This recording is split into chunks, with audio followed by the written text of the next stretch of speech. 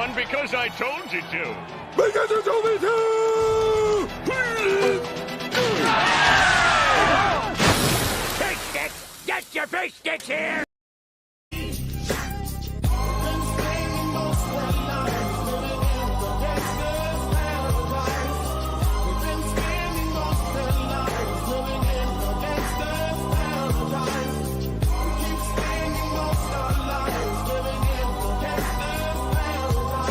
No amount of therapy will ever make this moment okay. All right, Pinhead, your time is up. Who you calling Pinhead? Hello, everyone, and welcome to Talking Cenobites, where we all think about everything, all things media, that are monsters, horror, and other cool things in media, just not modern politics. Hello, all peoples of the internet. So we're only allowed to talk ancient politics? Not exactly, but I had to go there. yeah, Dr. Vandenberg seems like he's the type of person that's actually seeking world domination, actually, when he just corrected everyone saying that, yeah, he refers to people actually as fools and not, well, actual people. Well, I could have been a king in the Dark Ages, but conspiring against the crown would result in you getting beheaded, drawn and quartered, or in the case of witchcraft, being burnt at the stake. Yeah, Doc, we wouldn't know what that's like. Well, you wouldn't feel your extremities if you get your head cut off and put on a pike. Can I pick all of them at once? Well, personally, getting burned at the stake, it gets really, really itchy after a while. But unless you're an immortal like me, yes, you'd be dead. So sorry. And why am I supposed to care? Because I still pick all of them at once. Well, I don't. Well, again, you get your limbs pulled off by horses first, then you get your head decapitated, and then you get burned alive. Or better yet, you get burned off first, then you get your arms severed, but you'll already be dead from the third degree burns. That's not all. That's not what I asked. That's not all at once. Oh. It's in quick succession. So yes, it will all happen. But you'll already be dead from the first one, from being burned alive. Well, on that note, welcome to the underground and welcome to Talking Cenobites chat. Haha. Cenobites? Oh, do not mention that Last Jedi movie at all. This is basically derived from. I don't know how to pronounce the word on the name of this thing. Have you not seen the Hellraiser films? No, I haven't. Well, Spock hasn't either, but he took the idea because it pretty much reminds him of the same thing. So, for the month of October, it pretty much balances everything out, doesn't it? But of course, you have me here as well. Otherwise, I was going to say with the opening, every time I hear Coolio's Gangster's Paradise, I think of Gamer's Paradise. Never fails. Yes, but I think the overlords at YouTube don't like content idea, but thankfully this is a very low subscribed channel. But again, thank you everyone for 100 subscribers on Spock's pod. Speaking of hellos, hello Kathy Skywalker. Yeah, she's here as well. But going back to what happened the last time, instead of what we dealt with before, I know we were going to try to finish, but instead we're going to watch a different type of thing from good old Wow Such Gaming. I can share this really quickly. Hold on.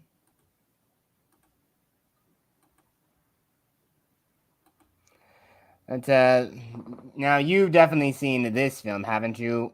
In the case, hopefully somebody actually has seen Killer Clowns from Outer Space. I've heard of it, have not seen it. Wow, dude! Again, of all months, man, you really should know some of your horror stuff, at least some of it. I remember seeing this. I think this is like one of my dad's favorite sci-fi / horror movies of all time. I remember watching a lot of scary movies, like the Scary Movie franchise, and what was the name? Final Destination films as well. Oh, right. Where all those asshole people actually die. Yeah, that's pretty much the horror movies outside of The Grudge, which wasn't very good. I see. Yeah, so most of the horror movies I saw were nothing like outstanding, so I barely watch any. All right then. Well, I think that film may be out there floating around. So I think you should probably go watch it when before the month of October is over, and before I leave Sparks' body again, be condemned to my cane, at least for another year. And thank God, will that year be more peaceful until October comes around again. I wonder if that film spurred the trend or whatever it was of like clowns with knives like running around or something. No, I think that may have been spurned on by it. I think. Well, it sort of popularized the idea of clowns being evil. I was just thinking out loud. Yes, never good to ever think out loud. Well, but then again, sometimes it's okay. And oftentimes I hear Sparks' thoughts all the time. So there's nothing to be ashamed of. At least you're not stuck inside this fool's head every so often. But let us get into this. Let us see.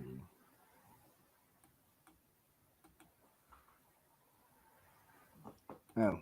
Of outer space can be the vast darkness and endless expanse of outer space can be home to any number of undiscovered and diverse creatures and sentient life. Throughout human history, we have fantastically dramatized and fearfully depicted what may be out there. What would be their intentions, their goals for making contact with the human race? Would they be of peace or war?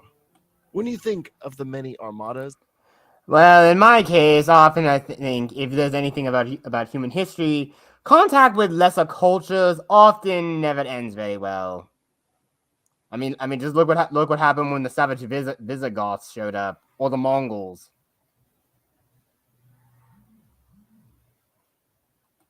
And races of aliens that we have fictionalized over just the last century, what comes to mind? The coexisting races of the Citadel? The chest-pounding xenomorphs? The earth-scorching War of the Worlds aliens? The religious extremists of the Covenant?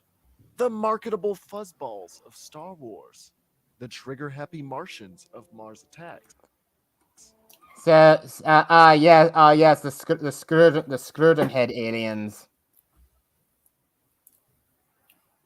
Mm-hmm. The talent-stealing shrimps led by a green Danny DeVito, or whatever the hell these things are. I think that's from Mars Needs Moms. Oh gosh.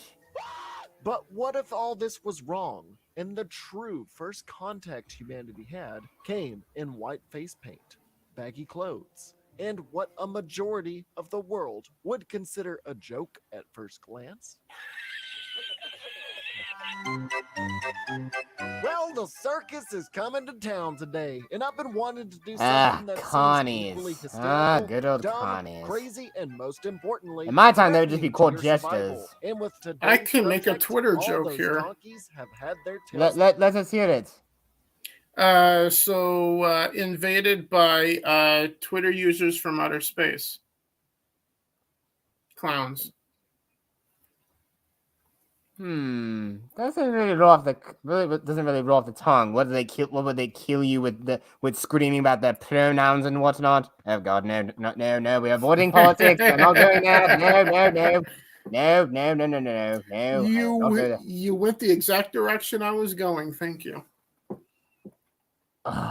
Why is it in your modern time, Sparks? Why is it people cannot avoid politics? Well, Doc, it is unavoidable. I don't know what to say to you about that. Everything is all about politics now. Nowadays, you can't escape it. Sometimes people, it just gets brought up in a conversation so much that, yeah, it just kind of slips out from time to time. Oh dear. Then your time is truly lost. Oh, Doc, it's been lost a long time ago. But we probably got another few months or so before Armageddon happens. Will adoption happen too? Let's hope. Pinned. Well, Today we're well, covering well. There Rock is a and Shock slight drop new hope the with chest it being number- confirmed that Musk is still buying Twitter. So, Well, let's hope that turns out to be okay. yeah. Well, the circus is coming to town today, and I've been wanting to do something that seems equally hysterical, dumb, crazy, and most importantly, threatening to your survival. And with today's subject, all those donkeys have had their tails pinned. Today, we're covering the block knocking, shock dropping, cock blocking, popcorn spawn popping, cotton candy loving. Jeff Dunham is probably a killer clown, and his puppets are actually dead bodies of aliens from different planets he uses for his act. Somewhere in my mind, I know there is some twisted bastard who probably has Rule 34 of these things. The first cinematic clowns from Wait, excuse me? Oh dear. That's not good. If there's anything I know about that rule of the internet, it's truly terrifying. And pretty much something that would make you want to wash your eyes out with bleach box, right? Yeah, Doc, it would. It definitely would. Well, again, your time is truly lost then. Such degeneracy with your people nowadays. Yeah, well, Doc, again, I've gotten used to it. outer space in 1988, beating out even Pennywise in his 1990 debut. There will probably never be a sequel to this movie. Oh, and I remember that joke with the guy with the bikers. One of the funniest lines in horror movie history. What are you gonna do? Knock my block off? And he proceeds to get his head punched off by a little midget clown. Despite the original creators wanting to do so, because like everything else Disney buys. Oh, right. I forgot the rat bought them out. Yeah, they kill it. They either milk it to death, repurpose it with better graphics, and oh yes, and I also forgot. Didn't those Chinamen have a whole bunch of people screaming for pain and agony in lots of camps in that country? Say, Doc, I thought you weren't going to get into politics. Oh no, it's affecting me too. I want to get out of this one at a time. I miss the Dark Ages. Yeah, well, Doc, unfortunately, this is the time we live in. So if you want to stay here, you're gonna have to get with the times. Oh no! And unfortunately, the political narrative makes me feel like it's the political Dark Ages at this point. Oh my goodness. Yeah. But let's continue on. This is about spooks and thrills. A crap story, Indeed. or just outright take the IP out back and gun it down. These fellas have a major weakness that are rather on the nose. Twisted Metal probably got some inspiration from this feature film. Old Clownzilla was honking around the big top tent like a big playground. The only union in the known universe looking to hire the declining clown unemployment market, a race of creatures that probably suffer from 100% societal diabetes from their copious amounts of cotton candy consumption. That's not good. And the OG ICPs themselves. Oh, dear. Insane clown posse. Out of the way, we are telling you why you wouldn't survive killer clowns from outer space. But any scary rock music is also pretty good. Human culture for thousands of years, dating back to even the ancient Egyptians. Although most iterations are considered either court jesters, harlequins. Ha! Yes, a call back to my time. Harlequin jesters, Fools, and even in some cases, priests, as they performed physical entertainment. Wait, hang on, priests? Yes. Turns out even men of the cloth often were seen as jokesters in our time as well. Yes. But also, if you basically could not perform for the king, well, everything described in the intro, that will happen to you, except getting burned at the stake. But it only happens if the king is just bored. / dramatic attire. It wasn't until the mid 19th century did we get the modern depiction of the circus clown, where Tom Belling had reworked the notions of the clown to his own into Auguste. However you pronounce this, I'll just say Augusti, giving clowns their Oh, even Zakas can't word. renowned white face paint, red nose, and further exaggerated clothing to accentuate hobos and tramps. Over the next century, many iconic characters would popularize the clown visage, like Ronald McDonald, Krusty the Clown, and Bozo the Clown, which caused a heavy influx of private party clowns in the United States in the 1960s and 70s. It wasn't until the Real World Murders by John Wayne Gacy in the Yes, and this is also where we get this depiction of killer clowns from as well. I remember when I was a kid living in Illinois, watching Bozo the Clown's game show. So, and that was a clip that they showed there. So that took me back to being a kid.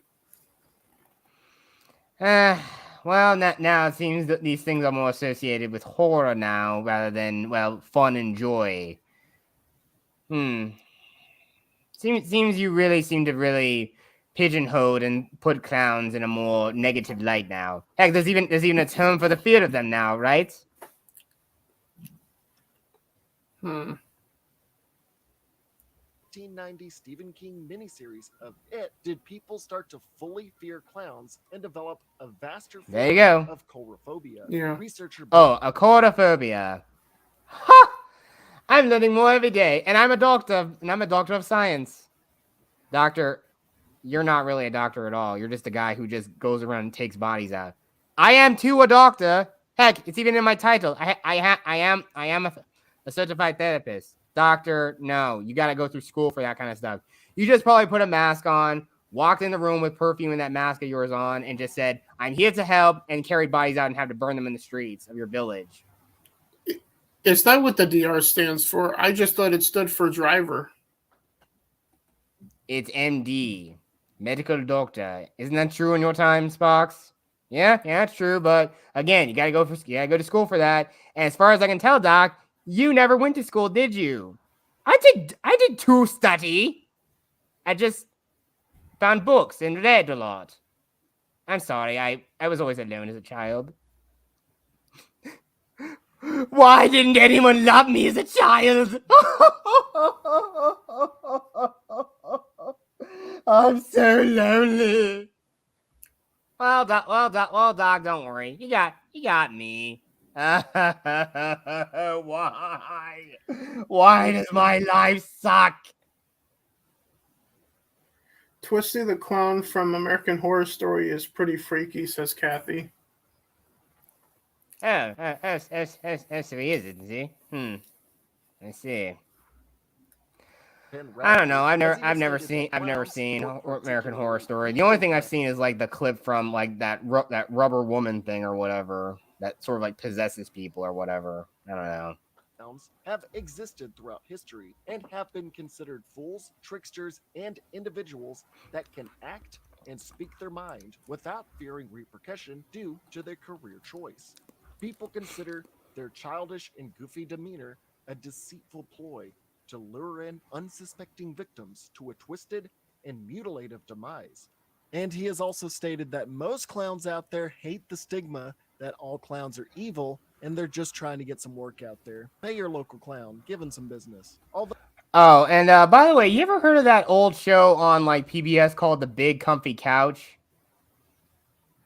It sounds familiar. Yes, it was like about a young clown girl and like her doll clown called Molly. I think it was like, again, I think she appeared in like a Canadian talk show a few years later in character. The actress who portrayed her a long time ago. I forget when it was, but it's pretty funny. Oh, and with that being said, look who's arrived. Doc, would you like to be honest? But of course, welcome everyone, the dear Nintendo-loving Olsen himself, Bears64. And on the phone again. Biggest motherfucking clown you will ever know in your damn life. Who is? Me. Oh. Oh. So I assume you've seen Killer Clowns from Outer Space yourself, Bears? Oh, yes, I love it. Ha! Finally, a man of culture here. You should start taking notes, Drew. Also, Comfy Couch. Yes, I did watch it as a kid, but I can't remember a single fucking episode in my life. Lynette What? and Molly are climbing her dolly on the big, comfy couch. Okay, Spock, no more singing here. Although these days, many I'm people I'm still- just glad that we have a gray and white nipple on screen though. Nipples. clear of any kind of clown, as they're not found outside haunted house attractions, and that brief stint of clown sightings across the world in 2016, Don't say. which Oh. has been a ploy. I just learned Stop something new the about my load. damn car. What? What Well, happened? apparently I accidentally hit a button on my gear shift, or not a gear shift, but just a shifter, and it's like this little button that I accidentally clicked, and I saw a little icon. I'm like, the fuck? Are you Did I sure it's just not? connected that it Are you sure it's not your handbrake or whatever, or your emergency don't- handbrake? Oh no, it's fine. It was just saying OD off or some shit like that. Hmm. But anyways, ha! Oh yeah. I want to be a technician. Kathy says hi to you. Oh, what's up, Kathy? I'm sorry I can't look at the chat driving. You know. What does this button do? Don't push it. Don't push it. It explodes. By today's antagonistic entity, those clowns we saw in 2016, they were scoping us out, man. But what Oh no! It seems like the killer clowns are real. if Well, our yeah. interpretations of the No, and they are truly from outer space. They are out of this world. Yes, it's called the government. Oh right, I forgot humans are also there's some lizard people living on this planet too.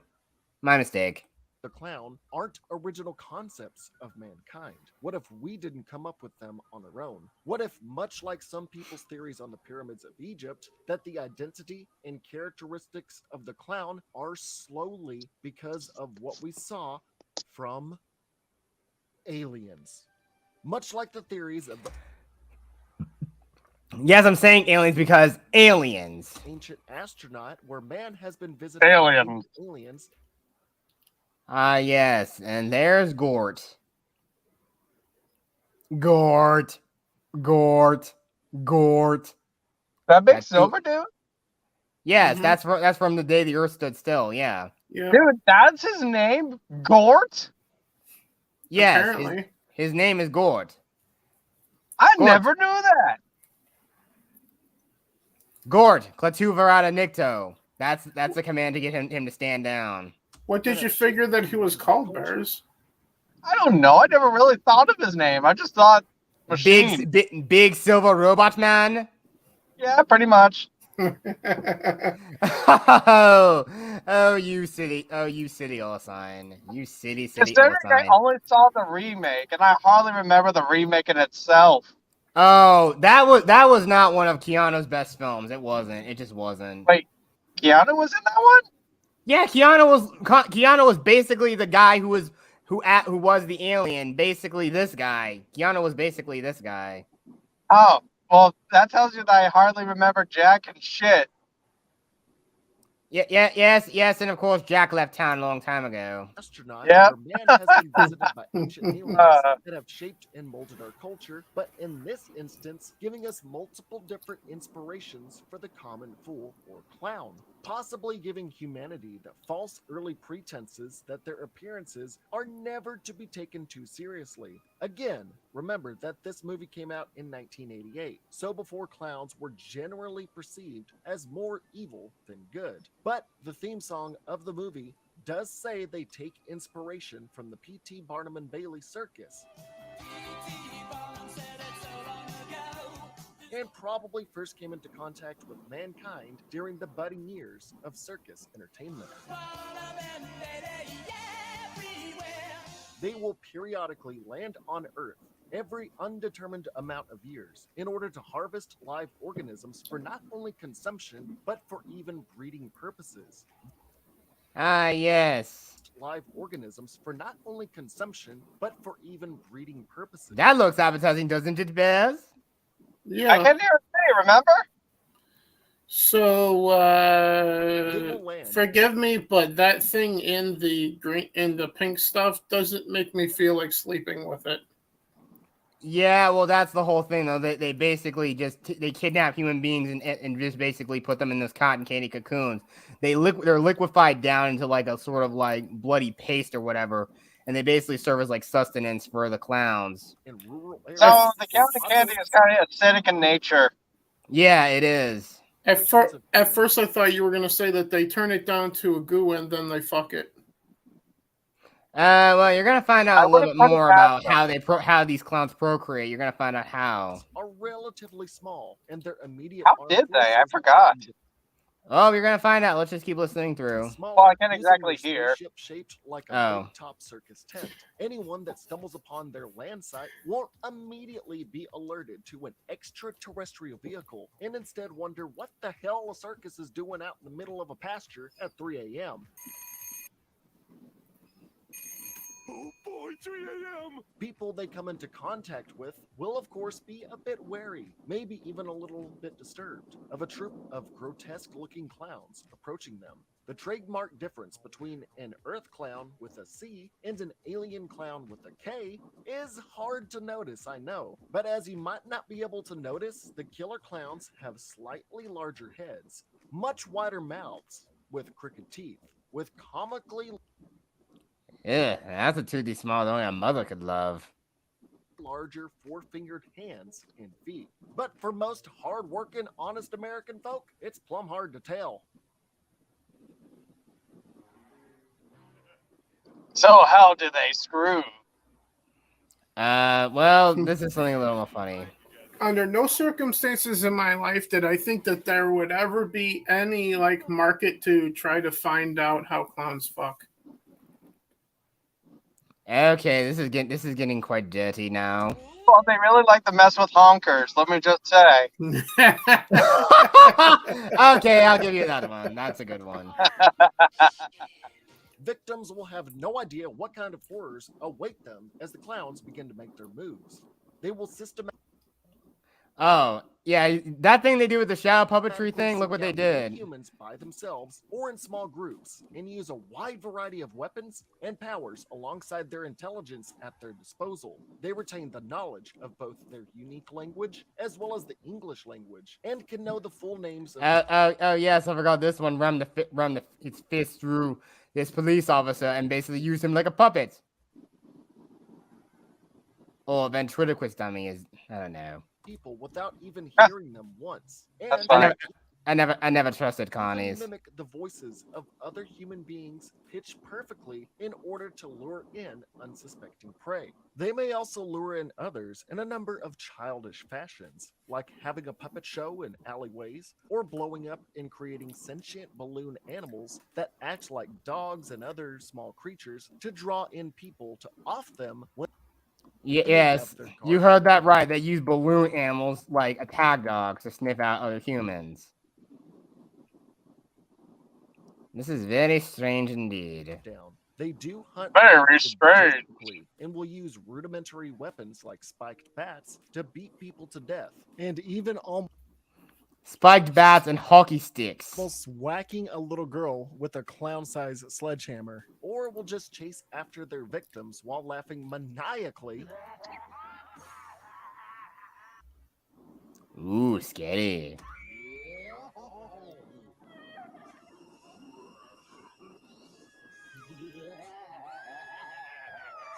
To scare them half to death, despite having a clear-cut advantage to kill certain victims with ease. But besides their smarts and cruel nature, their most devastating attributes to contributing to your non-survival are their weapons and otherworldly capabilities. They could pull out cream pies. I like cream pies as much as the next guy. Oh, And not say it out loud. No, not that kind of cream pie, you yeah, not Well, that. horny bastard. We're Dessert just talking cream about pies cloud out of thin procreating, air and we're talking about chuck cream pies dozens now. of them at you, coating you Actual in desserts. white And cream. a big maraschino cherry on top. When Grandma looks up cream pie recipes. If she throws up her lungs and her liver and her heart, can I have them? No, doctor, you can't have any vital organs. Oh. Talking about.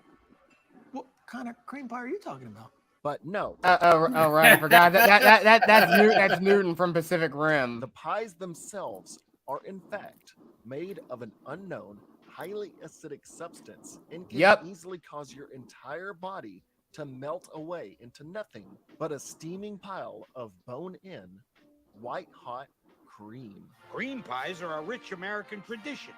They also have Yeah. pocket-sized paper whistles that, when blown, can act Don't.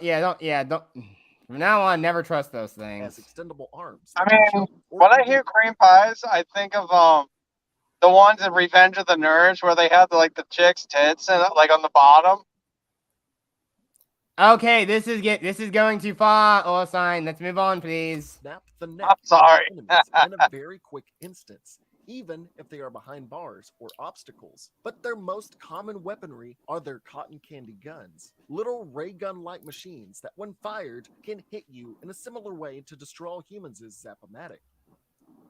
Once you have been shot by this pink lightning, your body will instantaneously be encased in a thick cocoon of cotton candy, which, if a body has been trapped in them long enough, will slowly be converted into a bloody paste. You will be liquefied while unconscious within these things. From there, the killer clown population will whip out these giant crazy straws to stab into your cocoon casing and drink reservoirs of blood, much like a spider feasting on their At first, prey. I thought he was going in another direction when he was going, and the clowns will whip out a straw. Oh, darn. Well, that's what they call it in their planet. You two have very dirty minds. You know that? Why Can't help is it. this people of this modern time such dirty minds? Doctor, again, It's to try to avoid any of the other bullshit that we don't want to talk about, Doctor. I see.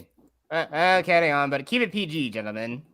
Dear Equally Lord, this terrifying person is is their so way of fucking manipulating slow. the very shadows cast by light, as What do you call it in traffic again? Oh no, it's just a slow fucker on the road.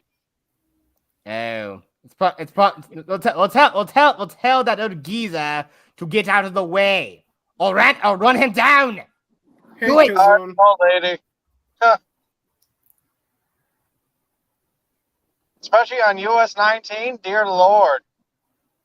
Oh, and hello, the Spider Master. Hello.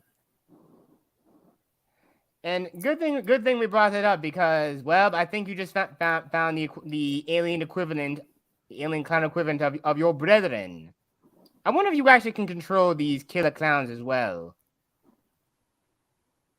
one clown named Slim was able to put on a shadow puppet show to attract nearby townsfolk, entertaining them as they drew near. When the time was right, Slim was able to use the shape of a monstrous beast to swallow the group of unwary people whole and completely transform their organic matter into popcorn to put in his nearby duffel bag. Yes, you heard that right. Not only they turn people into cotton candy, but they turn them into popcorn. But wait till you hear how the popcorn is used. You are going to be converted into popcorn to put in his Look at nearby this. duffel bag. You Boing. are going to be converted into popcorn, but that's not even the scariest part. The popcorn actually acts as a larval and prenatal form of life for the killer clown species that can quickly grow and age dependent on their environment and means of distribution, such as moist and damp areas like dumpsters and toilets. Once they have matured enough, So yes, this is how the killer clown species propagate themselves through popcorn. They will That's grow into snake-like anticlimactic and boring. Jack-in-the-Box clown-headed monsters that can extend their necks at will to sink their teeth into victims, dragging them into whatever Jack-in-the-Box-like container they lie within and devour them alive. But the popcorn doesn't stop there. It's still popping. The killer clowns also have weaponized their offspring, creating popcorn bazookas. When fired, dozens of popcorn projectiles will launch at a target and home in on their location like heat-seeking missiles and follow them despite any winding turns or obstacles they attempt to put in the way over long distances. These That thing looks like an anglerfish. Weird. prenatal That's when popcorns you will get then the latch flares. onto you, and in these cases will cause Would you mind putting me down? Like those things in Rock Bomb on SpongeBob. I can't understand your accent. them to grow to their snake-like forms at a much more exponential rate so that they may instantly start eating you alive while they are stuck to your body. Ripping the weapons from their hands would not deter their deadliness by much, as they are also able to achieve ungodly physical feats, being able to leap tall buildings in a single bound to So yes, they have the powers of Superman. Interesting. catch up to you no matter where you are, and even the smallest of their species have ungodly amounts of strength, where they are able to knock What's the this? head clean off a rather burly biker with just one punch. They are literally one-punch clowns. What are you gonna do? Knock my block off?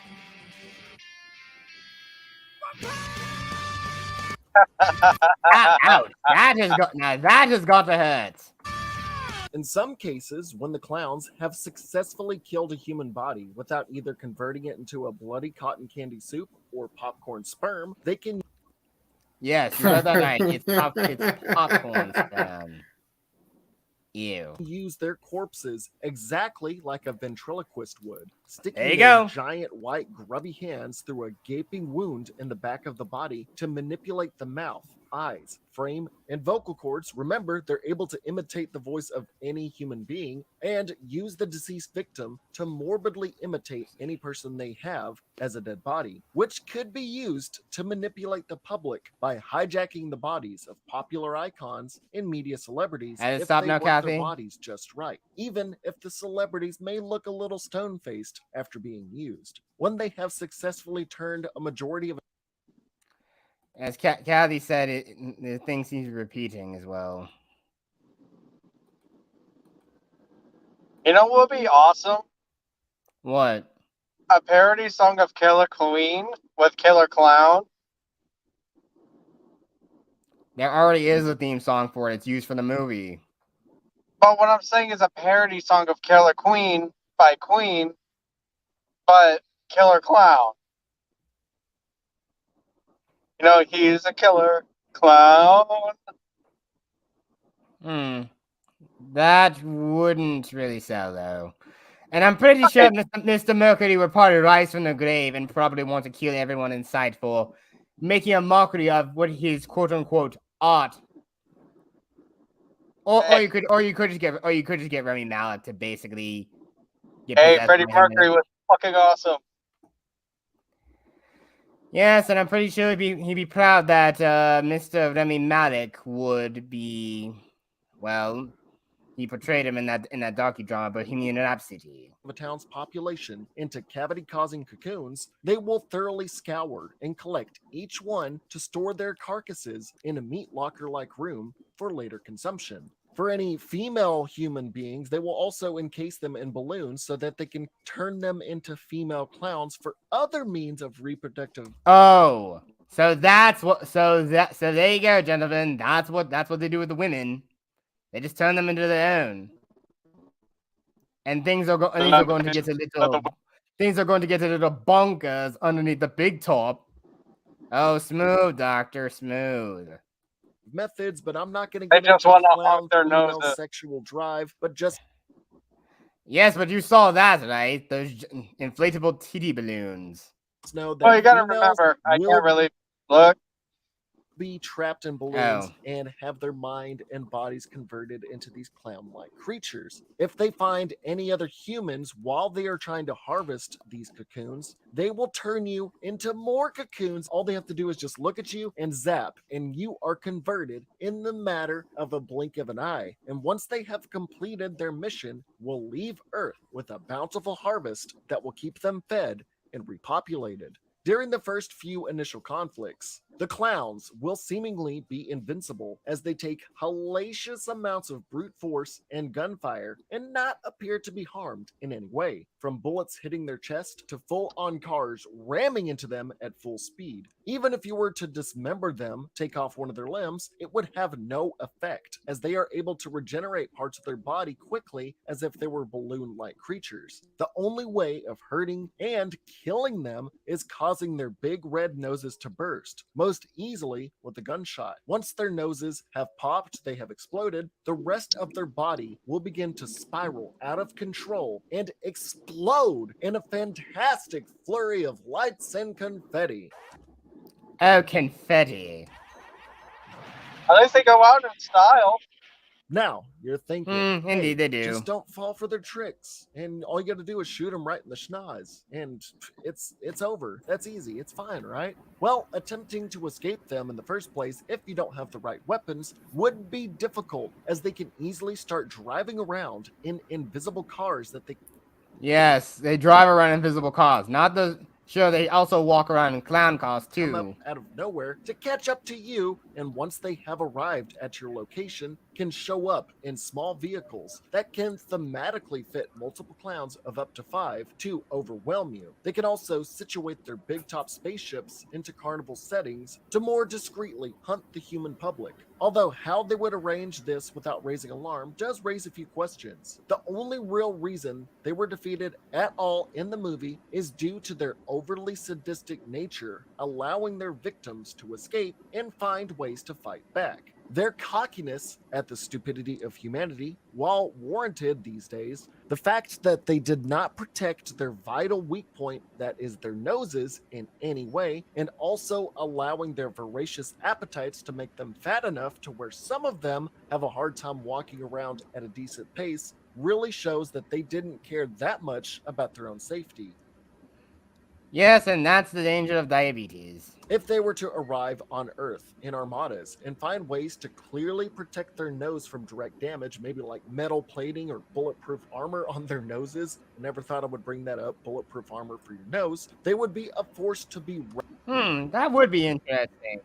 Don't give them any ideas. Oh. Oh, why not? I mean, then again, if they come to Earth, I could just summon Cthulhu and he could take them out, no problem. Problem solved. Here's me. No, nothing is more fearsome than Cthulhu. I actually just recently watched Love, Death, and Monsters, and there's literally an episode with Cthulhu. Oh, I bet it's fun. It's just like at the end, and it's like, oh my gosh, I just realized it's Cthulhu. Especially considering the fact they bow to and hail a godlike entity and their leader, known as Jojo the Clownzilla. Is that a Jojo reference? Oh, they went there with that. Which Jojo is an 18-foot tall behemoth. Everyone run! It's Clownzilla! A beast of this stature and girth would easily be able to level buildings in heavy artillery if it were able to keep its nose protected. I mean, it's a freaking kaiju! Look at the size of that motherfucker! That's what she said. That is the worst opportunity for it. That's what she said, Joe. Of course, being stomped flat by a giant clown Godzilla would mean your imminent death. Unless Clownzilla is stupid enough to allow a human to get near its weak spot and poke its balloon-like nose at the bat. Oh, well. Never mind. But still, it could crush you. Armies and defense organizations around the world these days would be quick to discern the threat of the killer clowns, despite how comical they may seem at first, and would ascertain how to defeat them and how seemingly easy their weak point would be exploitable. I mean, one shot to the nose wouldn't be hard for many trained, armed professionals. This exploitable weakness and organized retaliation could force the killer clown species to take the human race as more of formidable opposition and make them be more prepared and protected and stop toying with their food as they so often did throughout the movie. Their weaponry, being able to instantly convert humans into liquefying cocoons, could be transmogrified. Well, humans wouldn't suspect clowns were space aliens. So, again, most people would have thought, yeah, hey, cool, street performers, court jesters, harlequins. Come one, come all. And developed to be more large scale and be used as city-wide nuclear level devices to instantly transform entire armies into a smorgasbord of desserts that they can suck on. Also, if they were to use their means of shadow manipulation to a more frequent and wide-scale advantage, they could also instantly envelop and transform leagues more of humans to become popcorn that they use to increase their own clown numbers easily, as they contain their mutated popcorn in giant incubator popcorn machines aboard their motherships. These guys are pretty much invincible creatures if they protect their snozzes with immeasurable technology to convert us in seconds flat into their food and reproductive means. They know how to get it on quick. If one ship not taking anything too seriously caused this much trouble for a small town, it's easy to see a fleet that takes this seriously causing innumerable casualties and destruction, unless we are able to straight nuke them if we were able to discover their plot early on. The only real way of defeating them in any way is if Why is it every single chance always, if something is too big, we just go straight to the nuclear option? Because nukes are badass. Yes. It's also, one other thing, though. Are you sure you guys can handle the radiation afterwards? Oh, yes, I have a perception. What? As far as I know, probably. You've been playing that Fallout game way too much. Yeah, I agree with Dr. Vandenberg. Radiation is not very fun, and plus you can't even smell it. I never played Fallout. Well, it's not good for you. Besides, I think no, I don't even know. Just nukes are bad, and I'm actually for the Red Crescent movement. Isn't radiation how we got the Fantastic Four though? Again, you guys look too much into that kind of stuff. Indeed, seriously. Well, I'm pretty sure that stuff is not very good for you. I know it causes mutations, but not the kind of mutations you're thinking about. I think you have stuff like leukemia, cancer, the things that actually do kill you silently. Well, it's looking into that kind of stuff or politics. Take your pick. I see. So it just depends if they bring protection. That's what it comes down to. Wiping out and turning small towns to their liking to make more of their soldiers, as they could also manipulate dead bodies on social media to make people believe everything is fine until their numbers are too much to handle as they start to take over large cities with their wide-scale technology, their superior brawn, brain, and powers. These clowns are so overpowered, and if they just protect their noses, they are pretty much invincible. The clowns shall inherit the earth. Oh dear. That about wraps up this freak show. So yes, that's not good. Again, his city really takes the cake here. What happens if one of them catches a cold in their nose, though? Well, they don't explain that part.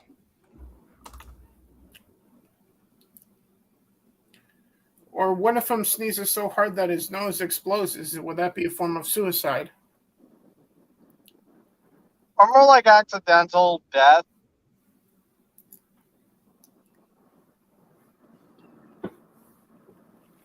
Who knows? Who knows? Now, let us see. These are some pretty... I wonder what kind of drugs the guy was on when he created Killer Clowns from Outer Space. I would say all the drugs. All the drugs. He must have been like hanging out with Ozzy Osbourne that day or some shit. Well, again, I heard James Cameron actually had a dream of the Terminator rising from a pit of fire. It haunted his nightmares. He actually put it in the film. Sometimes the subconscious can actually create great things, doesn't it? I mean, look at Sparks. A lot of his stories are basically his own nightmares. Doc, no, not all of them. Oh, just admit it, Sparks. Everything you create are just your dreams and your greatest fears realized on the pages. But let's look at some truly scary horror stories that will shatter your spine and boil your blood. Oh, are we gonna Alone in the Dark this shit? Yes, turn off the lights now. I never turned mine on, so. This happened back when I was 17. Oh, wait a minute. It's My called Are last You Halloween Afraid of at the home. Dark? Not Alone in the Dark. That's a totally different thing. You're talking about Are You Afraid of the Dark? Yeah, for some reason it said Alone in the Dark, the game series, but I meant to say Are You Afraid of the Dark, the show. Well, the books and the show.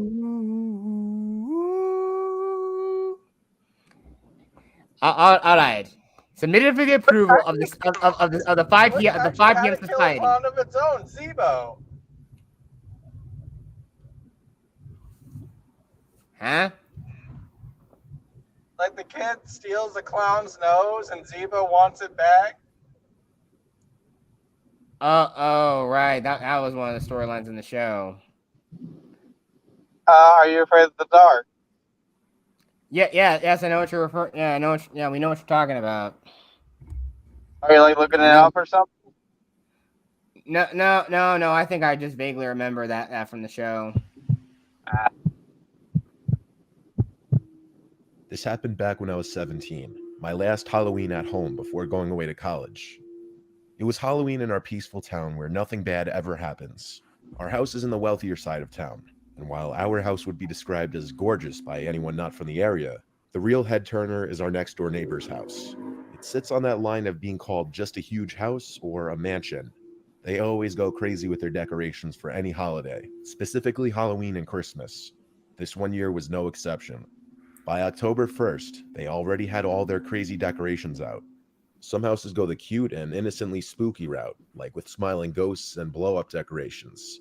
But our neighbors go the actual scary route, with the fake graves, fake bloody body bags, actually scary-looking fake corpses, etc.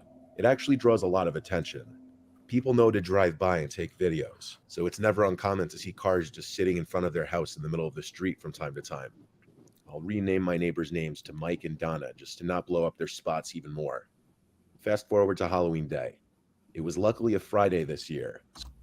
Just gotta remember, every single time you hear these horror stories, they always gotta change names to protect the identities of the people involved. Mm-hmm. So that meant parties and all that could be held on actual Halloween. My dog Bear sleeps downstairs in the corner of our dining room, and he woke me up really early morning, like 4 a.m. when it was still pitch black outside. He was barking at something All right, outside. guys, just to let you know. I yelled across the house to shut up, Bear, and my mom came out. I'm going to cut out for a bit. Then I'm going to talk to my folks and get onto my computer. All right, come back soon, Baz. All right.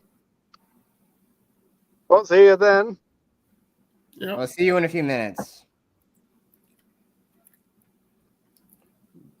Now let's continue with the darkness. Out into the hall and did the same. Bear stopped barking after this, but I had no idea what he was barking at. I fell back asleep quickly after that, then woke up to my alarm like 2 hours later. So I started getting ready for school as my dad was leaving for work, and as he stepped out onto the front deck, he came back in and got mad at me and said, "Damn it, Zach, clean up the dog shit." He thought I let our dog crap in the front of the house for some reason. I told him I definitely didn't, though. He was in a hurry, so he left without more arguing. Next up, it was my turn to leave for school, and as I left the house, I got a whiff of something kind of unpleasant. I now knew what my dad was talking about. I didn't see any dog crap anywhere, though. Later, when I got home around 2, I still smelt that smell. I had no idea what it was, but it was really starting to stink. My parents were both at work, and my parents wanted me to hand out candy when trick-or-treaters started coming. It wasn't until around 4 to 5 that they started coming.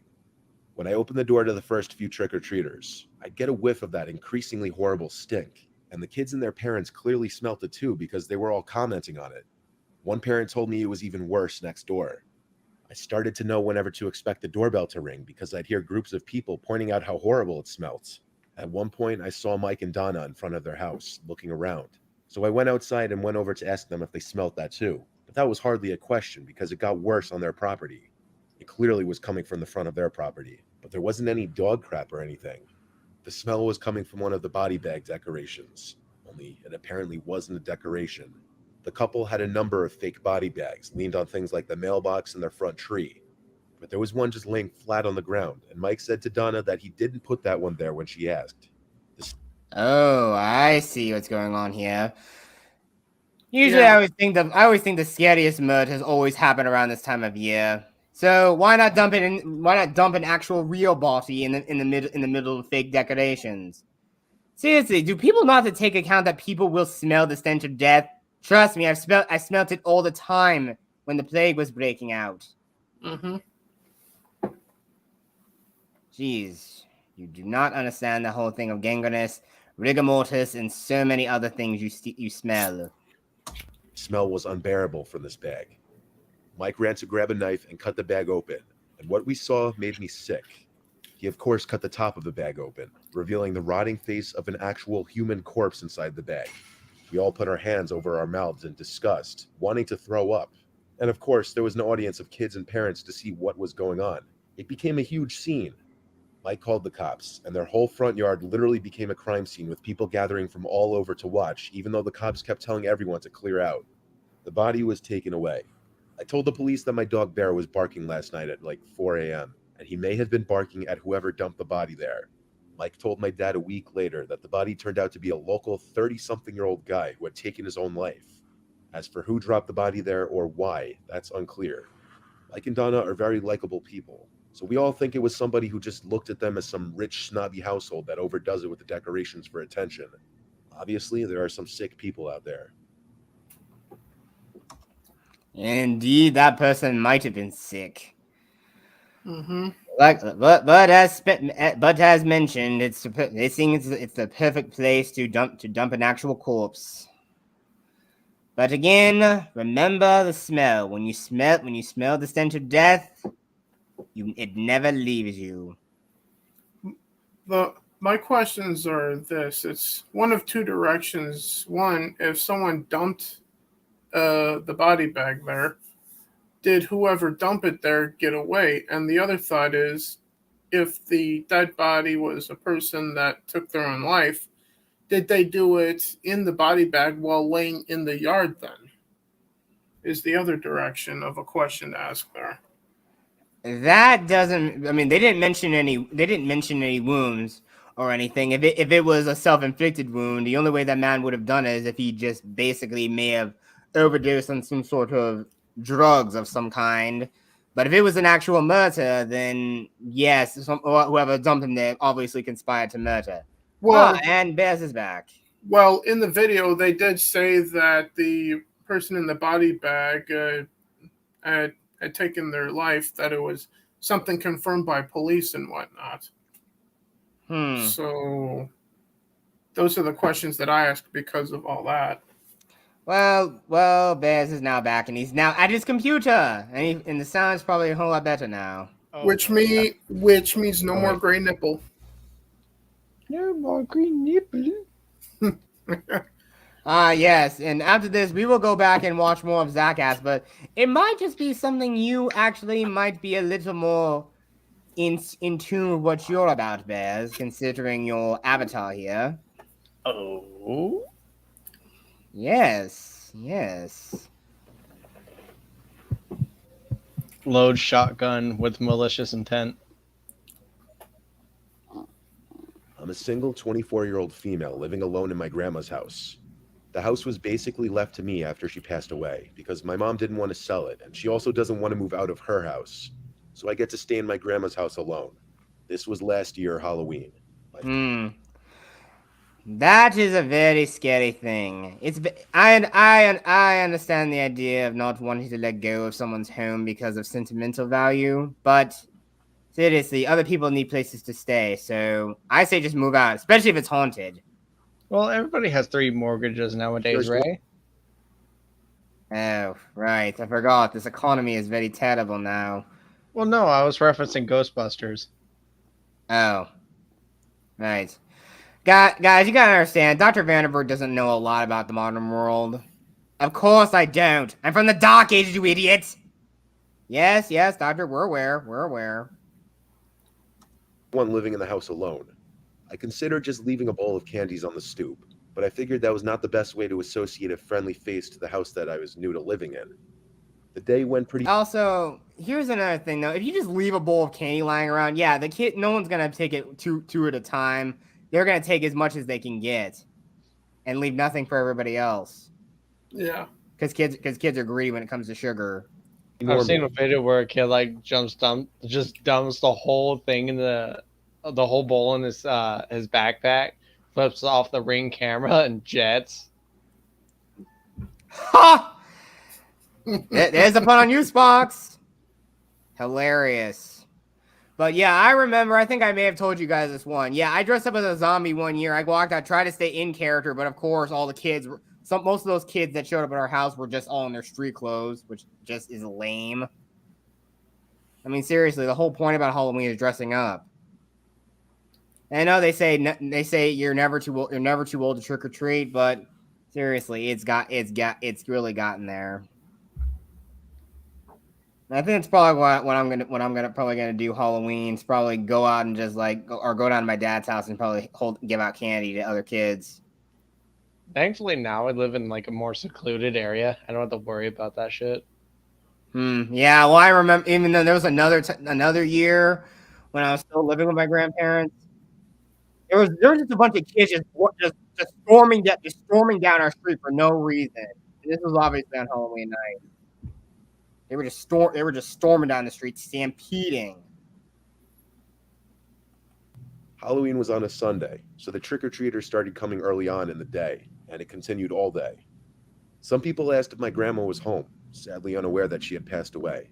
I explained to those people that I'm her granddaughter, and that I live here now. My grandma was a very loved lady, so it was no shock to me how many people asked about her that day. Mostly everyone who knocked on the door was very friendly and normal. Later on that night, past 9 o'clock, when the trick-or-treaters had dwindled down almost completely, I heard a voice outside the front door say trick-or-treat. No knocking or ringing the doorbell. I was in the kitchen, so I definitely would have heard any knocking, but it did seem possible that he thought he pressed the doorbell but didn't. When I went out to greet him, I saw it was this average height guy in a purple suit and creepy plastic mask. I don't really know what the costume was supposed to be, but it was interesting, I guess. Interesting. Like a purple suited man that may go to a place with a bear. That's a bear animatronic. Ring any bells, dear old sign? What was it? Five Nights at Freddy's? No, it's actually a different thing. Oh. That's what I assumed it was Five Nights at Freddy's. What? Willy's Wonderland. Oh, I've never seen that. I know there's a kill count from Dead Meat about that. Oh, Willy's Wonderland is actually pretty awesome. He said trick or treat again, but the strange thing was I could tell the guy was a bit older, like a full-grown adult. I know they say you're never too old to be trick-or-treating, but seriously, if you're old and you're dressing up, shouldn't you be at like a Halloween party or something with other grown-ups? Oh, right. I forgot. Yeah, but then again, there are some very creepy adults, and Halloween is probably the one night of the year that they actually can really come out and just be the creepiest they can be. But also remember, just thankfully God, we probably won't see another full moon for another 20 years. 2 years ago, we finally actually got to see a full moon on October 31st, And there actually maybe a couple of pictures on Sparks' Instagram for that sort of post. Instagram. Yes, Instagram. So like extra grandma. No, it's Instagram. It's basically a thing where you take pictures of bears. So extra changing- grandpa. Sparks, you have a very interesting friend who seemingly doesn't know anything about modern society himself. Yeah, I don't know, Doc. It's kind of questionable about Bears' knowledge of the world. I mean, there's the Just wasted a little higher Snapchats and the boob tubes and the Instagram crackers. Oh yes, and the Twitch thoughts. Oh, the twats. Yes. pitched like he was trying to sound younger. It was strange. I assumed he may have had some issues, so whatever. Oh, that's a little creepy. A grown man pretending to be a child. That's a little unsettling. I asked him what his costume was supposed to be, but he didn't answer. We just made eye contact through his mask.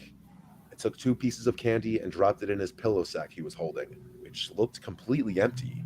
That was the part that weirded me out the most. He looked into the sack, then back at me. I said, "Have a good night," and closed the door. That was weird. He was the last trick-or-treater of the night. I wondered if he was accompanied by anybody watching over him, because I assumed he was special needs or something. He was clearly a 30-something-year-old man. It was behind Chris that mask. Chan. Oh yeah, that's not good. That is pretty creepy. The rest of the candies I just left on the dining room table. Halloween was over. Or so I thought. The next night, around the same time as the previous night, I heard a loud trick-or-treat at the front door. That same creepy, fake, high-pitched voice. I had to have imagined it, I thought. But when I went to check through the peephole in the door, it was him again, in the same costume. And by the looks of it, he had an equally empty pillow sack as the night before. I didn't open the door. No shot in hell. A few minutes later, I heard him shout trick-or-treat again. I ignored it. In fact, I shut off the living room lights to basically say, "Hey, get off my stoop, I'm not answering the door." I went upstairs to my room and shut the door and started watching TV in there instead. Out of sight, out of mind. Until I heard a pop at my window. Something was thrown at it, like a rock. I muted the volume on the TV, and a few seconds later, I heard the familiar trick-or-treat. I suddenly was in panic mode. Why was he doing this? I went to the window, lifted it up, and looked down. That man in the purple suit and mask was looking up at me. I threatened him with calling the police. In response, he very slowly lifted his empty-looking pillow sack up and held it open. It seemed he was some asshole trying to scare me, but Halloween was over, and I wasn't amused. I called 911, and police showed up in under 10 minutes. The guy was still outside. He refused to talk to them, so they put him in handcuffs. Well, that's certainly a little scary. At least he was true to his word about calling the cops. Yes, and just remember, this is supposed to be a lady. I mean, Yeah. I mean, that's when I would have grabbed my own shotgun and be like, "Hey, get off my property, damn it!" Yes, like Fuzzy Lumpkins. Hey, get off my property! And then you would have been arrested for murder at that point. Well, no, it's not exactly. Yes, you must understand. Yeah, you gotta understand. Drew, there actually is a thing called there are stand your ground laws in Florida, so yeah, he wouldn't get arrested for it because if you're defending yourself, you need self-defense. Well, that's fair then. Yes, it is. Here in Minnesota, I don't think we have that, so. Yeah, I kind of wish more states adopted that because again, if you actually are a legal gun owner, yeah, you have every right to defend your home. You have every right. And took his mask off. And as I figured, it was some creepy-looking 30-something-year-old guy. They told me they were bringing him down to the station, but apparently they let him out within 48 hours because 2 nights later, he came back to my house, this time at the backyard door. He never knocked or... Oh dear. Seriously. Yes, police constables doing their job so well. Yes, you have a clearly dangerous individual, and yet you don't put him in lockup for very long. Just okay, doctor, can I just say this one just once? Go ahead, Sparks. F the police sometimes. Just F them sometimes. They just can't really do things right. Rang the bell. He'd just stand outside with his empty sack and costume, creepily yelling trick or treat. I called the police again and told them he's back, and once again the police came and arrested him. I swear to God, a week later the man had returned once again, throwing a rock at my window. This time when I called 911, he seemed to actually disappear before the police. Oh, yes, because he finally realized that, yeah, he can get arrested again. Maybe you should stop, creepy man. If you show up with a weapon, you will automatically just get shot. Actually, I prefer that. In fact, I've always wondered what it's like to be shot. I'm sure it's not a great of experience, depending, especially with a shotgun. Even bird shots can fuck you up. Not kill you, but fuck you up. Well, Bears, I have been burned and drawn and quartered before. Being burned alive it's very, very itchy. And being drawn and quartered, yes, well, just imagine just getting your limbs popped out. It's just not, it just really fucking hurts. It just hurts. Just to put it plainly. Huh. And of course, decapitation, yes, you can't really feel much of your body. Even when I managed to reattach my head after that, yeah, I could barely feel anything for about a few days. So it's not that good. Gotten there. But regardless, it seemed the police didn't really care to do anything. Either that or they couldn't. Luckily, I think the man lost interest because he hasn't returned since then. At least as far as I know, unless he's been hiding in my bushes watching me, which is disturbing to imagine. Halloween is coming up, and I'm kind of nervous he's going to come back. And that is probably when you should probably buy a taser. Yeah. I mean, if you're not willing to actually kill the person, just get a taser or some mace.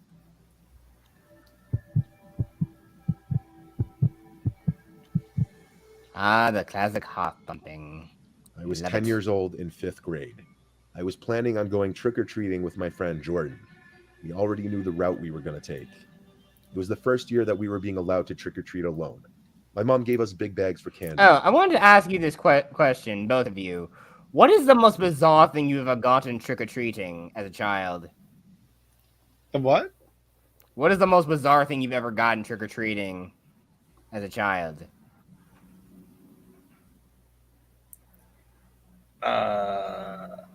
I don't think I've ever had anything bizarre.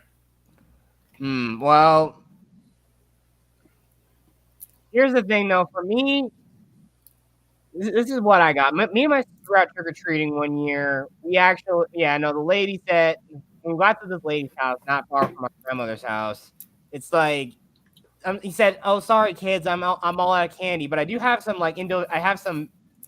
dill pickles in my fridge. These are really individually wrapped, individually packaged dill pickles." And I mean, we all just opened our bags and said pickle. We were perfectly fine with them. Again, yes, we got pickles for Halloween, everybody. And I'd say I think that's the craziest thing, but it was welcome because those dill pickles were really, really good. Heck, even when my sisters played softball back in the day, heck, I often got that from the concessions at their ballpark. They played softball, so yeah, it was good. Either that, they either had standard stuff like hot dogs, nachos, stuff like that. Just good. I've had the standard stuff, razor blades and whatnot. No, this is just concessions at a ballpark. Heck, even when my sisters were playing, there were times where I just went off and just played with the other boys of some other girls who played the younger brothers of girls that were playing at the softball. Some of them were on the same team as my sisters. And yeah, oftentimes we would sometimes just go and play on this big mound in the middle of the park somewhere. We just go and play on that. We have our action figures, some of our toys, just having fun. It was a weekend night, so we could luckily stay out later. We did some day trick-or-treating, and after about 2 hours, we went back to my house and took a break. My parents ordered Chinese food for dinner. Jordan stayed for dinner. Sounds like some pretty cool parents, but you shouldn't eat Chinese every night. Hell, I mean, you just get some jasmine rice and make your own fried rice at home. Then around like That's 7 what I or 8, did. we went back out for some night trick-or-treating. My parents wanted us to stay close. We obviously... Yes, PSA from Dr. Vanderbilt, children. Always have a buddy with you. And an adult. Remember, have an adult you trust. If someone's walking up to you at the middle of night saying, "Hey kids, I have candy," run! Run and scream and yell for help. said yes to that, but we kind of strayed off a different, further away route that we knew less kids would go down. Everything was going as normal. Less houses would open their doors after dark, we noticed though. But there were still some kids out trick-or-treating since it was the weekend. One house we got to, we rang the bell, and within like 10 seconds, as if he were waiting by the door, a man opened up. Looking back, he was a bald man, looked like he was 45, and had a small gap between his two front teeth that we noticed when he smiled as he opened. That's all he wanted for Christmas. Huh? His two front teeth.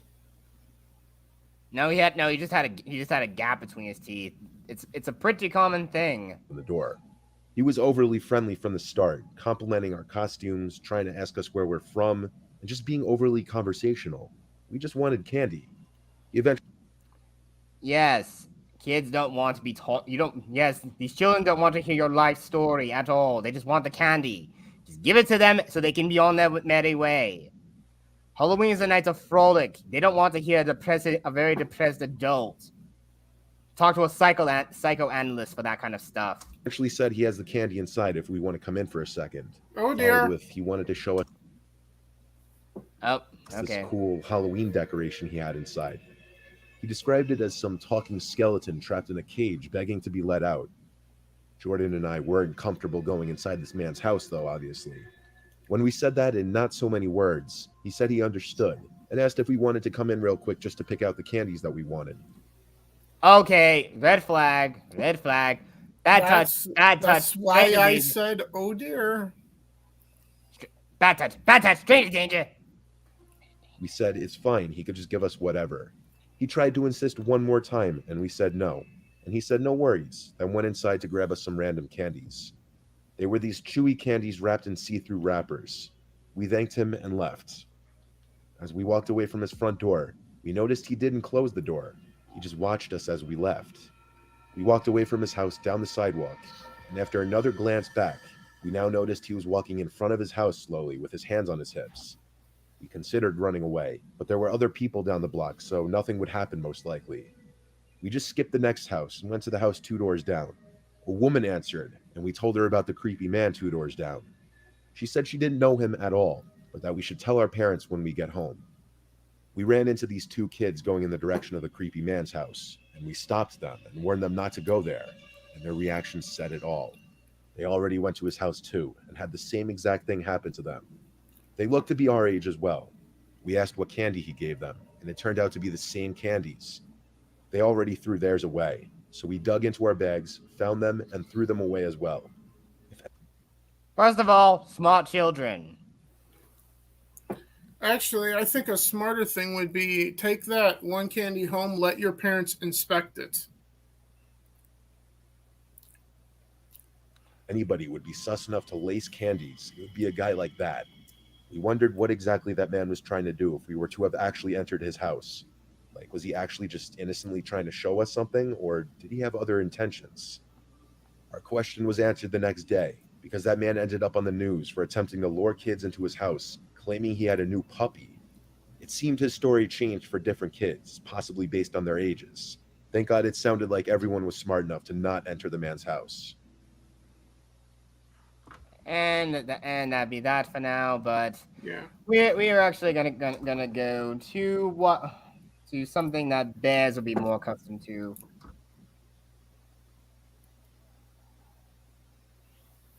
What would that be?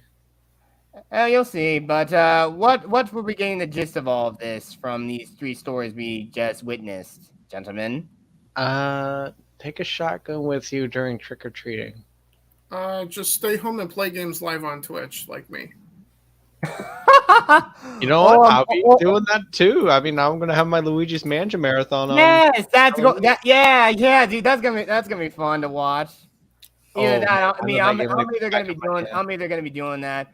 I know. I actually wanted to give out candy last year, but I think somebody TP'd somebody's house not far from my apartment, and it's like, yeah, I'm really glad I did. I'm really glad nobody showed up. Heck, I even printed out like flyers directing them to come to my apartment so I can give out candy to these kids. But hell, I'll even go this far. Even Twitter is safer than going out on Halloween. Damn. Ooh, damn, that's a burn. Yeah, it's a burn on Halloween. Twitter is safer.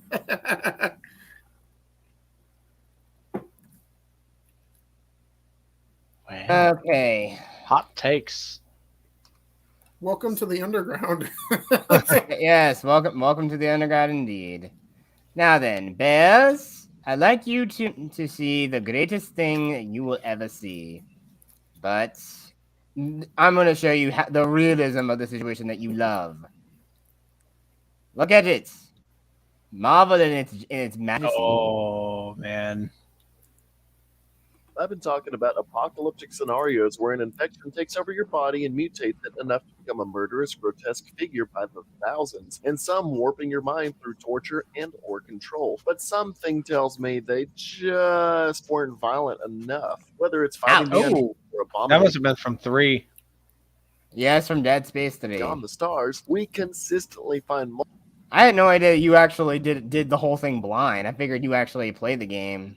Part of it was yeah, I did play part of it up to the first turret section, and then the rest of it was blind afterwards. Okay, cool. multiple universes where we are effed in the A. But one video game franchise that goes above and beyond royally wrecking humans. Oh, one thing I think we can do for the next Talking Cenobites is that we also know the original Night of the Living Dead is in the public domain, so YouTube can't get us on this one next week. Oh. And for the final week, before I have to go away again. Oh, Dr. Vanderberg. He'll be back next year. Hopefully, well, maybe never again. I just hope not. No promises, Fox. No promises. Well, you people are sick, depraved, and honestly, pretty metal for this next one. I left this episode up to another vote, and it was a close one. Dead Rising was a contender, but Doom won by a light margin. So this week, we are doing the hellish, gory 1990s Christian-scorned, satanic chop till you drop, gun till you got the runs, and anger. Gun till you got the runs. So large that it literally makes hell freeze over with hate, with their own blood, mind you. Hell on Earth itself. Today, we discuss why you wouldn't survive the Doom Hell invasion. With a game series all about carnage, lead to the head, and overall just insane levels of brutality, a lot of people would assume there is little to no lore to back up this hellish nightmare. But there has to be explanations behind literal hell being unleashed to our realm of existence. But making a story happen on a game released in 1993 was a bit harder than the almost movie-like gameplay we have these days. Looking at you, 80% of PlayStation exclusives. I will go ahead and throw out... That's a bun on PlayStation. It's true though. I hate even Ratchet and Clank, amazing series, has become a movie game. Videos off with some lore before getting into the whole why you wouldn't survive shtick. Now, since we have the ever-prevalent notion of separate universes due to numerous different companies and development teams revamping and rebooting the franchise, the canon set forth on the franchise is a bit of a jumbled mess. So I'll be going with what correlated best with. Yes, and I'm pretty sure most fans don't ever recognize that game. The 2016 reboot. Yes. Published by Bethesda. I will be axing Doom 3 for a few reasons. Things were more about a slow-paced gameplay by relying on dark environments with a flashlight and jump scares.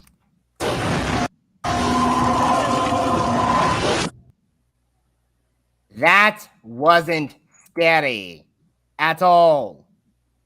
I think they took that out in the BFG edition. Oh. I could be wrong though. It's been a It, couple years. it's since not I played scary. it. It just wasn't good. It just wasn't good. Doom 3 is actually a good game. It's just not a good Doom game. Yes, this would have functioned better if it was its own series. Heck, if it was Fiat, I probably this whole game wouldn't have looked out of place. Not to Because say like, Doom this was during the time for like Half-Life, and it was like, wow, Half-Life is breaking some ground. Why not try to copy it? So you're saying, Bears, that Doom 3 is the last Jedi of Doom games, then? Last Jedi, no, more like prequel territory. Yeah, it's kind of like it's just I just refer to it just as the black sheep of the series. I was just going off of the description you gave, because that was almost word for word the description that I gave about The Last Jedi. Beautiful movie, great graphics, great CGI. But terrible story and characters and writing. In no way a Star Wars movie. Yes. It had hell. Like, it actually probably has the best version of hell, even compared to the Eternal and 2016.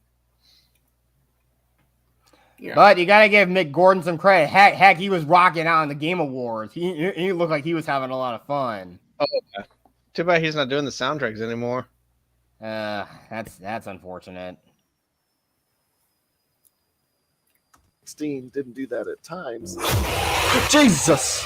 You die now. You die. Little bitch. Instead of a high-octane and fast-paced killing spree, putting characters through psychological torment, mutating people beyond basic zombies into nightmarish creatures, the Subbouth, and turning into a backstory of ancient alien races that died out centuries ago after they discovered this race-destroying epidemic, and then closing it away until humans discovered it. I've already done this with Halo, Dead Space, and eventually I'm going to be getting into Mass Effect. I can only do the subject matter of ancient alien races that humans discovered their technology so many times before feeling redundant. And I won't be doing Doom 3's lore because that's what inspired that awful, cheesy movie Doom feature film starring... Oh, but you know what? Annihilation makes this movie look great.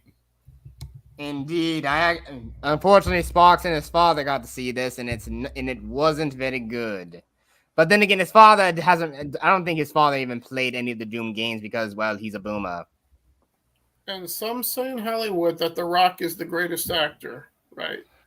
Well, I'd say one thing. People are really liking him in the current Black Adam movie. I'm saying it's a lot of people seem to like it, although critics hate it. But if critics hate it, it obviously must be good. In my opinion, his best role in a film was in the movie Walking Tall. That was as good as it got. Yes, true. And also, The Rock is The Rock. He's just like yeah, but he's a very charismatic actor, and I mean, I'd say he does a good job. Now, no, Black Adam's he's more. I'd say the movie's more of like an anti-villain. It's more like an anti-villain movie. And in fact, I'm gonna go see it again. I actually saw it Thursday night at the Thursday night premiere at my movie theater here in town. Could you imagine a movie about The Rock's wrestling career then? Oh, there actually is like there's like a TV show talking about his like younger years called The Young Rock. It was like a Peacock exclusive like show. Missed opportunity of calling it Little Rock. I'm just talking about like just his WWE stuff, movie career thing, which at least the upside of that idea is you could relive all of his epic matches with Stone Cold at that point. That would be the upside of it to me. Yes, and we also do know he's also the one that ran him over in that one joke or that one scene. I think you have a little bit of trouble understanding the English language. I'll even say it for you in Chinese. Bing bong ding dong ding go hai. Stone Cold hai. Dwayne The Rock Johnson. I'm sure that's the only thing that gives Doom guy PTSD. The Rock with poorly done CGI. Anyways, if you're a fan of Doom 3... I wasn't supposed to die. That's what he Poor the Rock and poor CGI. Scorpion King. What is with The Rock and poor CGI?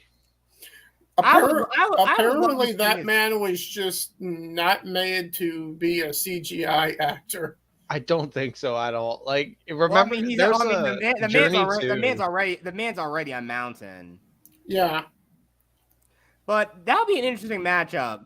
The Rock currently versus like 80s era Arnold. Who do you think would win? Ooh. Drugs. The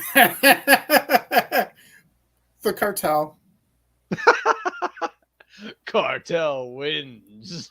No, Yeah. I'm not. No, you got no. Again, we know Arnie used steroids, but come on. I mean, the guy was still pretty freaking built. I mean, he's a bodybuilder after all. Arnie is still pretty built. From what I hear, people quite frequently try to drop kick his ass. I think I got a funnier matchup: the Rock versus She-Hulk. It's no question. Again, he's called the Rock for a reason. She wouldn't even dent him. Actually, I figured that the Rock would let her win because it's She-Hulk. Yeah, but hey, on the flip side, at least he might get busy. And I'm talking about comic She-Hulk, not that MCU She-Hulk. I was talking about MCU She-Hulk, so. Oh no, that's not even fair. She would just say I win. I would just say I win by default anyway because I'm just a woman and I'm better. Yeah, exactly. And The Rock would go along with it because he's in Hollywood. Oh, right. He's definitely some Hollywood sister boy. Mm-hmm. That's my Stone Cold impression. And again, Stone Cold was so cool. Oh hell yeah! Anyway. Just love the way you do. Oh hell yeah! Anyway. Oh no! Someone died. Anyway. We ain't doing it. The original Doom had a human civilization advanced enough where we partially colonized Mars and its surrounding moons, and that we had scientists and Marines stationed there to perform international security and experimentation. Did somebody say Space Force? Yeah, oddly enough, yeah, there actually is like a military monument in my town, and there actually is a flag up there for the Space Force. Huh. Yep. So now I'm just warning you who you paused on YouTube. Through the multi-planet conglomerate and military contractor known as the UAC or Union Aerospace Corporation, interdimensional travel had been dabbled in for an untold amount of time during one of these experimental developments on the nearby moon. Wait, say again. Well, I was trying to save it and say Trump bad. Don't worry. The other mainstream media always says whatever they can about him. Man can't catch a break. I don't support him or even endorse him. But whatever. People like whatever they like, but they shouldn't be condemned for who they affiliate with politically. The mainstream media will say whatever. Go ahead. Yes, whoever you're aligned with, it does not matter. Whoever you're politically aligned with, just don't act like. But again, if things go wrong and you voted for it, guess what? In the words of Arthur Fleck, you got what you deserved. /asteroids Deimos and Phobos, sorry if I mispronounced those, a literal gate to hell had been opened, unleashing legions of Satan. Yes, the moons of Mars were known as Phobos and Deimos. And it beast named after the Roman deities into their base of operations within the span of 24 hours. Huh? Deimos is Greek. Oh, really? Well, Mars is the Roman god of war. So we found another solar system with the same telemetry as our own. Would we name all of the planets in that solar system after the Greek gods? Would we have a Mars-like planet named Ares?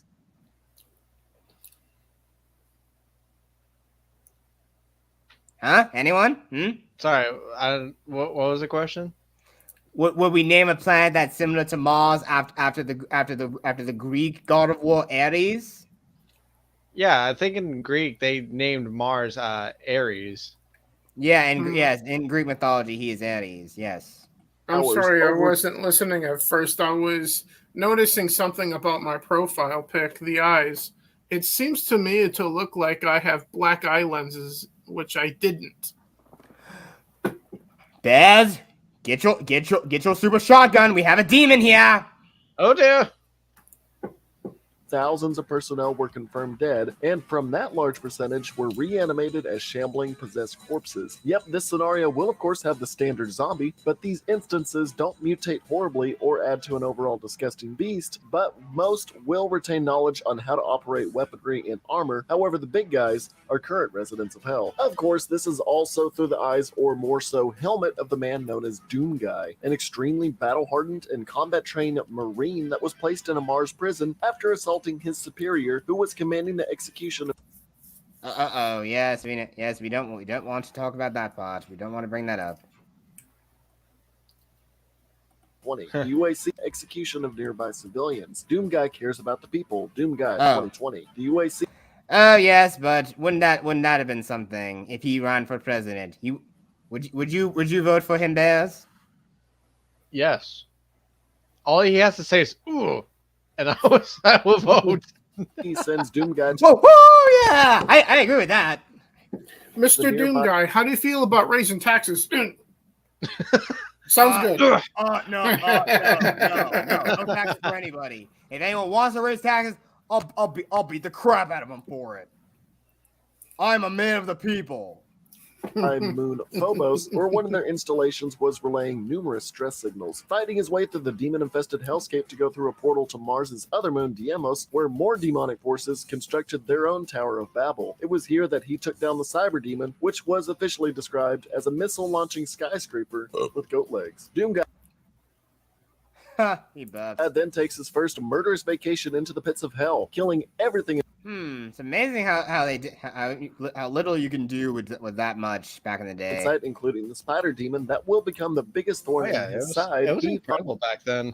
Finds a doorway and emerges on a grassy field on Earth. However, the divide here pisses me off. She would not play the original Doom games, all because they look old.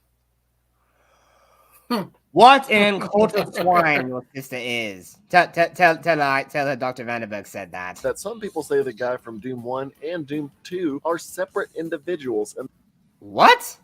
That can't be right. I mean, look. Wait, hold on. What did you say?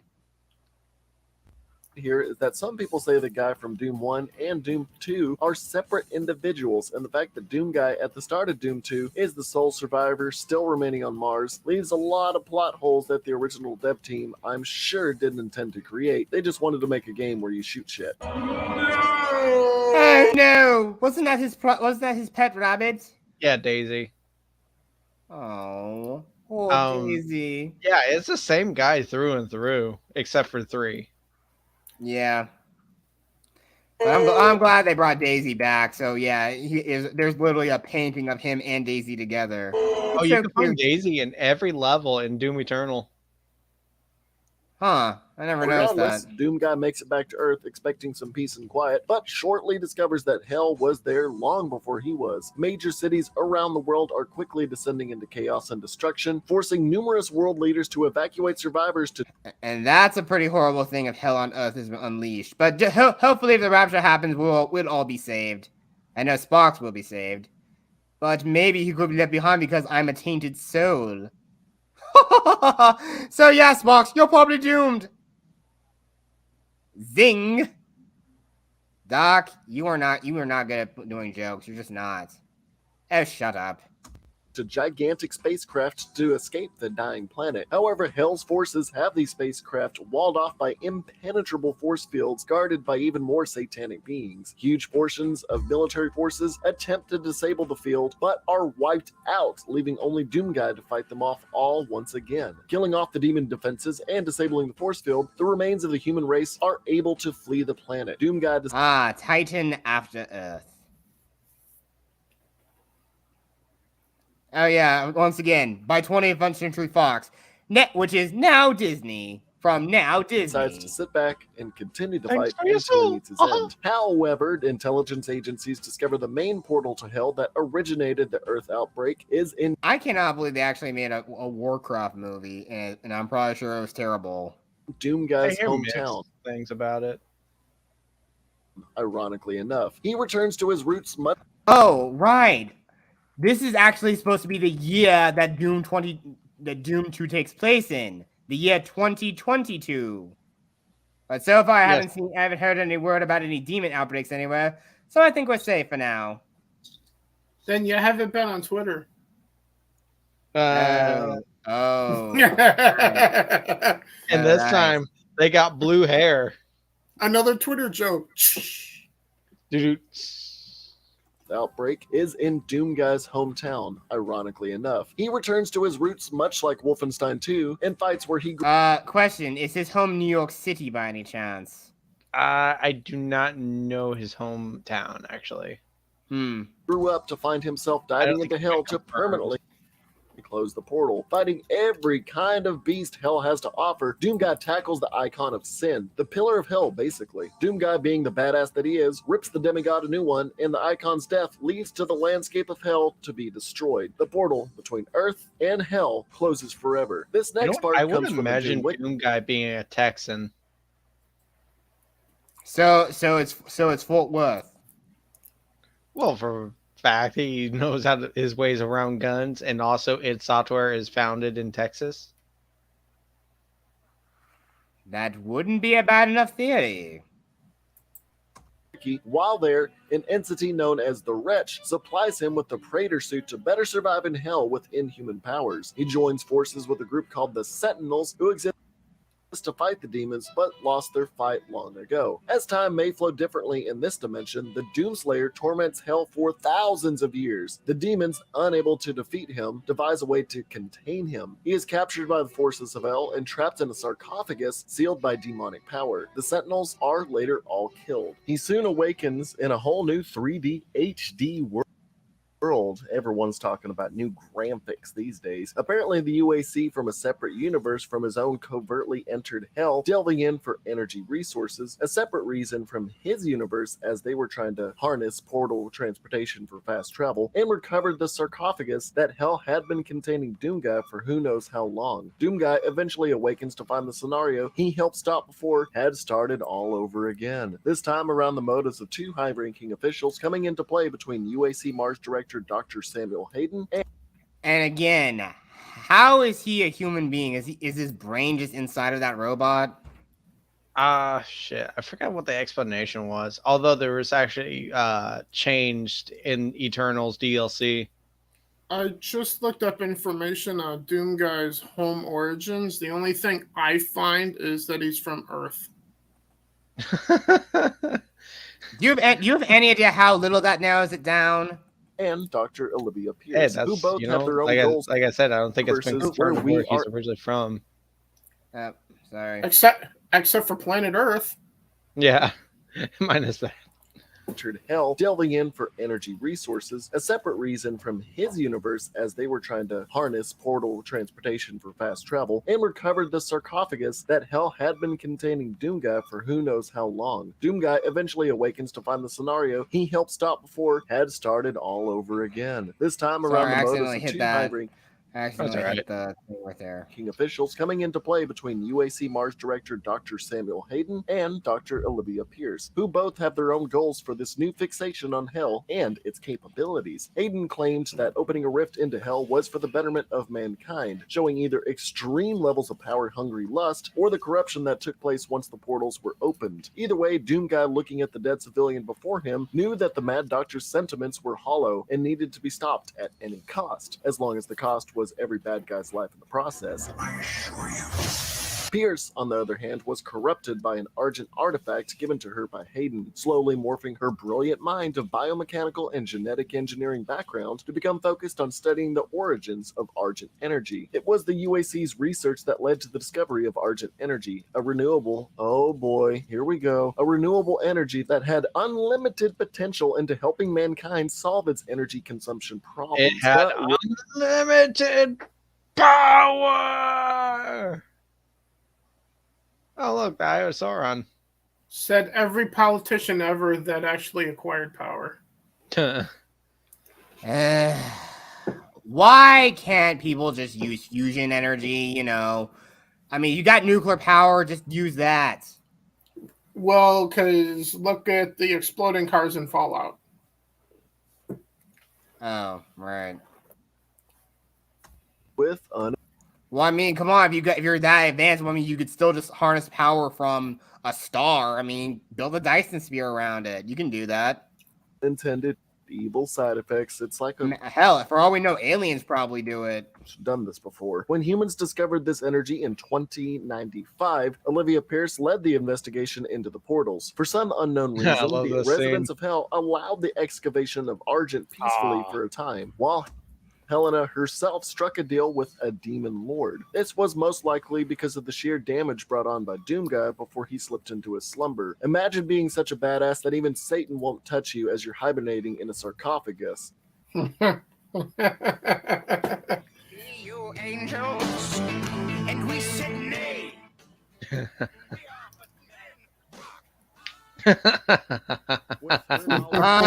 Tenacious D. I love that.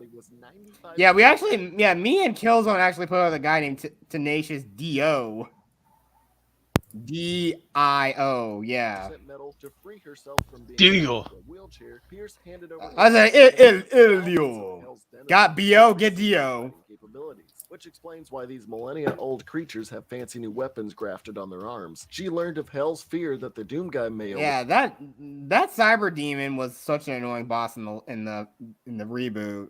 Oh, dude. So any Lock on information rockets on his absolutely tomb destroy was it. kept to herself, or so she thought. Fighting his way through the surface of Mars and nearby UAC facilities and satellite relays, Doomguy discovers no survivors escaped besides Hayden and Pierce and goes on a bloody rampage, all while preventing a catastrophic meltdown, destroying large amounts of Argent energy against Hayden's will, being sucked back into Hell. Learning Hayden discovered the purpose of Doomguy's tomb and used him as a backup plan in case things went to hell. Literally. Gets sucked back to Mars by Pierce, who wants to prevent Doomguy from destroying Hell again, goes and kills a big-ass cyber demon to rip an accumulator from his chest to get back to Hell, taking down the Hell Guard who guarded the necropolis, retrieving a powerful ancient sword, the Crucible, going back to Mars only to destroy all Argent energy reserves in a processing plant to fling him back to Hell one more time while disconnecting Mars and Hell all at once. Whew, that's a lot to win through, but Jesus, this guy willingly goes back to Hell 3 times. He faces off against the manipulated Pierce, who was transformed after realizing she was tricked by Satan into a mastermind. After defeating this brainy spider boy, girl, Doomguy transports back to Mars and is captured by Hayden, who wishes to keep Doomguy down while Hayden himself wields the Crucible in order to answer humanity's growing need of energy resources. Yes. It's all about power and hoping for the betterment of mankind. If you want to conquer people, just destroy them and rebuild your empire on the ashes. It's that simple. Don't use a guise of saying, I'm here to help. You're a conqueror, be a conqueror. There. Dr. Vanderbilt Grant, over. Energy resources and overpopulation. We won't know any further. Also, I still can't believe we actually get to wield that thing in the sequel. That was cool. Not the exact one, but yeah, it was honestly a little bit of a disappointment. Further information on what will occur, but it's safe to say it will be hell on earth. How many times can I do this pun? Much like the original Doom 2, and since the E3 gameplay showed scenarios like that in full display for Doom Eternal. So hell is a very easily avoidable issue if we can just not value some energy or easy transportation over being mauled to death by demonic monsters. But once unleashed, there will be a quick and swift extermination of nearly all human life within a large radius. The amount of different demons that will emerge from these gates are the reason why humans will be overwhelmed so quickly. Much like what occurred in the scenario with Dead Space, high-ranking officials will become corrupted by the dark presence of these possessive forces and wish to either harness their fighting potential with the incentive of ultimate strength or blindly pushing for the infinite energy these horde creatures provide at the cost of countless lives. So, yes, once again, we would be totally screwed. The intentions of the scientists in the original Doom game on the moons Phobos and Deimos weren't completely unknown. The way he says Deimos is just weird. Well, then again, Zach Ass is from Texas himself, so yeah. Freaking Texans. Into hell was the reasoning for why the only people who are actually really nice in the South are people from Tennessee. Yeah, we're actually the nice Southerners. Everyone else in the South are just assholes. Things went to hell in a handbasket so fast for Doom. Yeah, I kind of do. Guys, home what about people from Florida? Oh, Florida. No. They're just assholes. No, you're not just that. You're weirdos, and you also love to potty too much. and Pierce, however, were for pure power and somewhat. I don't think there's anything wrong with partying. It's reasonable to assume we, in our current state as a human race, would either fumble into portal technologies enough to where Ian Malcolm would say, Yeah, but your scientists were so preoccupied with what? Yes, we all know his famous words. You wanted to know if you could do it. You never stopped to think that you should do it. Again, anything that's ever been done in fiction could always be applied to this one single scene. Just imagine if Disney had ever asked that of themselves of buying Star Wars. Oh no! Oh no! You can see the look on George's face when he had that picture with Bob Iger. You could see that, yeah. He basically was selling away his baby, and of course Iger slapped him with a bunch of legal mumbo jumbo, saying, "Yeah, I can sue you for litigation if you don't sign over Star Wars to my company." He literally probably said that theoretically to him. I wasn't talking about George. I was talking about Disney. Just because you can do it doesn't mean you should. Exactly. And end up opening the chaos theory to welcome hell. And of course, what any game or movie relies on to make any kind of story these days, corruption and greed, that spirals out of the evildoer's control. Regardless, let's see what would happen if we either goofed and opened up a portal to hell on accident or opened one up for energy resources. Where's my super Shotgun? Where is my super Shotgun!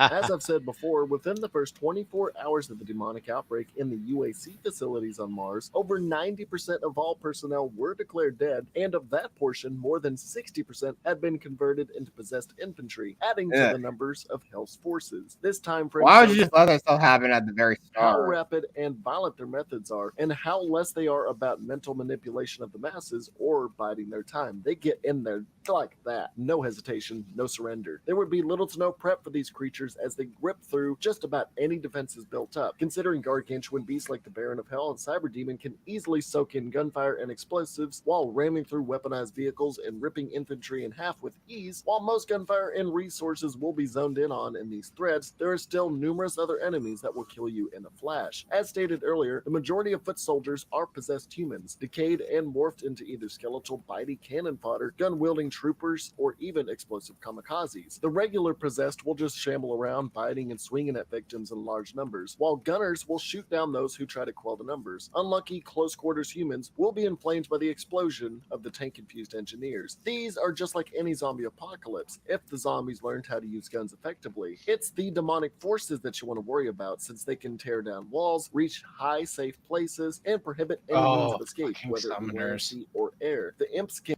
What? Summoners. That was the floating bitch you saw. And easily climb and adhere to any surface and whip fireballs at high velocities to their opponents. Lost souls will levitate above the uproaring gunfire and lock on. Oh yeah, that's a weird glitch in that in Doom 2016 with those lost souls where they just don't charge and explode. The bright side is they are fairly weak to most kinds of damage, but are notorious for flanking and overwhelming while giving an ear-piercing screech. The Kako Demon, if that's how you pronounce it, floats above with a huge gaping mouth, always on the hunt to eat its prey quickly. It can fire bile similar to Left 4 Dead's Boomer, but in a faster and more condensed and long-ranged manner to where it will nearly blind the victim and impair them for a short time, which would be long enough for the Kako Demon. Funny how he says blind the victim, but yet the Slayer blinded him. And hungry dudes. The Mancubus is a glutton for anything. Their obese-like stature is due to the fact that they eat anything, even rotting flesh, which would account for their horrible smell that could hinder nearby soldiers. The bile excreted from disgusting. Their organs are actually very, very explosive to their arms, igniting nearby victims with ease as they are gagging from the horrible smell. When killed, they will explode, covering everyone nearby in toxic guts and gaseous innards like the Boomer. And if things weren't bad enough, you still got the Spider Demon, the Hell Knight, all those big ass enemies that could easily take a couple rounds. It's nice picky. pause, Jet. Rounds for the tank. So basically, if you think you can take these guys on, well, good luck becoming a pancake covered in the syrup of your own blood. In the midst of all these infestations, they will mutilate corpses to perform rituals that improve the strength and presence of hell, creating gore nests that will continue this aura of evil. Hunting down and eliminating the nests as their core will simmer down the presence and spawning of the devil spawn. Yes, double pun there. But this will also call in nearby forces to close in on the now empty nest. So no matter how impressive you make your safe haven, no matter how high the walls are, the material that these walls are made of, or how well hidden you are, you will be sniffed out, hunted down, and executed in a brutal way that would have even Nathan Explosion impressed. God, Bob, that's brutal. Depending on whether the initial opening gate would open, would also factor in how civilization could react. If these gates were to open in a major city, it would cause immediate chaos as large portions of civilians would be possessed and local law enforcement being powerless to fight back. Military outposts would quickly deploy, but due to how fast the extreme severity of these hell beasts would spread, the armies would quickly be surrounded, depleting ammo and resources as they barely make a dent in the enemy numbers. It's the most reasonable to assume that countries with the most progress in technological development would dip their toes into portal transportation technology eventually. Of course, the US would seek to finish this technology first, but other powerhouses of tech like Japan, Russia, Germany, India, China, Israel, Singapore, and South Korea My money harbor would be highly actually be on populated Japan coming up with that tech first. landscapes. If a country like Japan, India, South Korea, or China, or even the US, were to be the first ones to accidentally open the portal to hell, India, not so much, because they have a lot, even with some logistical problems with their military in a way. And I mean, again, most of their country's population are more agrarian, more or less. I'm fairly certain that here in the United States, that those trying to develop such technology would be more concerned that once they've developed it, all right, now what are its pronouns? Oh boy. Or once again, the more common thing is, how can we weaponize it? their dense populace would be the worst case scenario. The bigger the number of an otherwise unexpected population, the greater the possession tally for Hell's growing forces. And unlike normal people who fall after one or two Yep, that is definitely hell on earth right there. shots, are those even tentacles in the sky there? Huh? Over there, all those tentacles. Tally for Hell's Let me growing see. forces. And You don't fight them; they're just there. Yeah, what exactly are they? It's not explained. I see. Normal people who fall after one or two shots, the possessed can take a little more impact as long as the head isn't hit first. There is some chance that current military could quell the forces, but with the relentlessness and capabilities of the Hell invasion, the chances would be slim. I hate to default to this outcome each time, but napalm strikes, explosions, and nukes being launched in hive-like areas would be what would have to happen if the forces of Hell haven't already found nuclear compounds and surrounded them with impenetrable shields to make us defenseless. I honestly did not believe anyone on this planet could survive the epidemic, let alone kill them off. No one. Yeah, and also didn't like the fact that hell was spreading across the planet and made the Earth more and more uninhabitable. Right?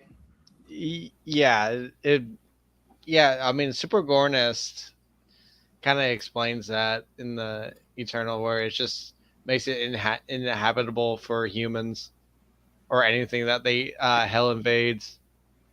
And compared to the amount of strength, skill, agility, and overall just how metal incarnate that Doom guy is. And no, do not throw meme names out there at me. Chuck Norris ain't shit, and neither is John Cena. If you put Chuck Norris or his John character Cena was never Rocky, a Texas, thing. Oh yes, and he's also one of those people that, of course, will gladly apologize to the current sitting government of China. So yes, Ranger in a room alone with a Hell Knight, no amount of low-budget TV karate would able to size up to this goat-legged red brutalizer. Do not give me that. These sheer godlike. Yes, everyone thinks Chuck Norris is a god. The only person who ever truly was a god was Bruce Lee. Yes, I said that. Come at me. like stature of Doomguy made him even a force against hell to be reckoned with. It has been noted that Doomguy can run upwards of 57 miles per hour without breaking a sweat, cannot be harmed from falling great heights, and has the ability to wield as many weapons as possible. Plus, having There we go. weaponry like the BFG-9. Your favorite weapon, everyone's favorite weapon. That wiped out all evil. You can't shoot a hole into the surface of Mars. Presence Try me, in bitch. a wide area Unless you're a of existence. Reaper from I Mass don't know of Effect. any kind of weaponry that could do that without making you and your Or enemies the, going. or the Death Star. Wait, let's go back. Roll again. Of any kind of weaponry that could do that without making you and your enemies going. What the fuck? Unless we can train Usain Bolt to double his speed, carry a crap ton of heavy weapons. That's crazy how they have a camera on that weird rig like that to capture the sprinters running like and that. give him some badass armor. We may be SO. Well, that was kind of what it was like for the for the nuke launcher in Fallout 3 when I first used it. I'm like, how bad could this be? And I killed myself and absolutely everything that was attacking me. Wow. Well, everyone, you would have to make like Usain Bolt and run. Well, so basically, yeah, we're screwed unless we have a Doom guy, which we. Oh, we'll look at don't. one more thing, and then we'll probably wrap this up. 2008. Go back to reruns. Face it, I didn't even think much of this video as a vote, but you guys wanted to see why you wouldn't survive, and I explained it as best as I could. That about wraps up this video. Okay, Did I miss anything? okay, Was so my that's it. knowledge So on let's the subject off? Did I mispronounce let's anything? look at a few of or get a those. detail slightly. Those like Halloween pranks. I think, in my opinion, the reason that we wouldn't survive a demon invasion from hell is because of high gas prices. Maybe. Because the police definitely wouldn't show up because they wouldn't have any fuel in the cars. Got a point. Maybe not. Maybe not. Maybe that's not. I don't want to and in the case of the army, how much gas do you think a tank takes? Probably about, say, maybe 110 gallons at best. And I don't think that's happening. Yeah, so because if the police cars ain't running, forget about tanks in the army. Yes, indeed. But since we already had the 2-hour mark, and I'm probably sure you yourself have some things to do yourself, Drew. So first off, let me see if I can find the plugs here. All right. So Drew, what do you have up ready for you? Tonight, I don't know. I don't know if Talk Nerdy is going to be on tonight. If they are, I'll be watching that. If they're not, then I'll go live on Twitch doing something tonight. Otherwise, tomorrow, I generally don't do anything on Sundays during football season, outside of maybe streaming, watching the Sunday Night Football game, which I haven't decided if I'm going to do or not, since who the fuck is even playing in that? The Steelers and Dolphins, which doesn't seem like a good primetime matchup to me.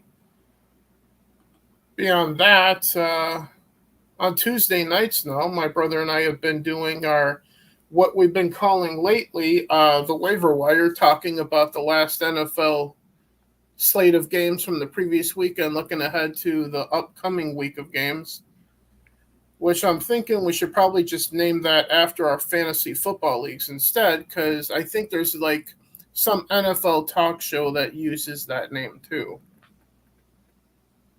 So in terms of what I'm planning to do tonight, I don't know. We'll see what happens. All right then. Very well. And hold on, just let me plug one more thing for you for your Twitter. Thank you for that. And yeah, that's my name you see on the screen is my Twitter handle. So. And there we go there. And of course, Bears, what do you have planned, of course, which we already did talk a little bit about what you're planning, so please refer to the audience what you just said. Oh yeah, so tonight will be Legend of Zelda: Twilight Princess Part 4, and then on Halloween will be the actual Luigi's Mansion marathon. So I will be playing the whole game that day. And you can find me on Twitter, Bears_64. How long is the whole game?